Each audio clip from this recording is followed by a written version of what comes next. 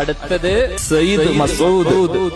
അവരുടെ അബ്രഹാം ഖുറൈശി എന്ന് പറയുന്ന സുഹൃത്തിന് അവരുടെ ബിസിനസ്സിൽ ബർക്കത്ത് ലഭിക്കാൻ വേണ്ടിയിട്ട് ഒരു സംഖ്യ സംഭാവന ചെയ്തിട്ടുണ്ട്. വിദേശത്തുള്ള ഒരു പ്രവാസിയാണ് എന്നാണ് എനിക്ക് മനസ്സിലാവുന്നത്. അപ്പൊ നമ്മളുടെ പിരിവിന്റെ QR കോഡ് എല്ലായിടത്തേക്കും കൊണ്ടുവരാൻ നമ്മളുടെ സഹോദരങ്ങളുണ്ട്.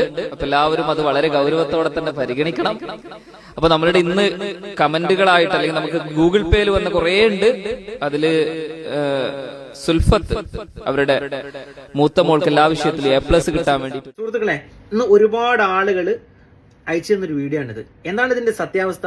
ഇന്ന് ഒരുപാട് മജ്‌ലിസുകൾ നടക്കുന്നുണ്ട്. സത്യസന്ധമായ രീതിയിൽ ആത്മീയമായി നടക്കുന്ന നല്ല നല്ല മജ്‌ലിസുകളുണ്ട്. സാധുക്കളായ പാവപ്പെട്ട ജനങ്ങളെ പറ്റിക്കുന്ന രീതിയിൽ നടക്കുന്ന മജ്‌ലിസുകളുണ്ട്. ജനങ്ങളെ ചൂഷണം ചെയ്യുന്ന, ജനങ്ങളെ വഞ്ചിക്കുന്ന മജ്‌ലിസുകൾ നടക്കുന്നുണ്ട്. അതിനെയൊന്നും മജ്‌ലിസ് എന്ന് പറയാൻ കഴിയില്ല.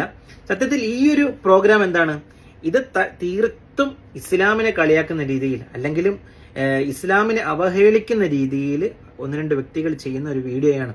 അദ്ദേഹത്തിന്റെ ഇൻസ്റ്റാഗ്രാമിലൂടെ കാണാൻ നിങ്ങൾക്ക് കഴിയും. അതുകൊണ്ട് ഇങ്ങനെ ഒരു മജ്‌ലിസ് ഇതുവരെ നടന്നതായി എങ്ങും റിപ്പോർട്ട് ചെയ്തിട്ടില്ല. അദ്ദേഹം കളിയാക്കുന്ന രീതിയിൽ ചെയ്യുന്ന ഒരു മജ്‌ലിസാണ്.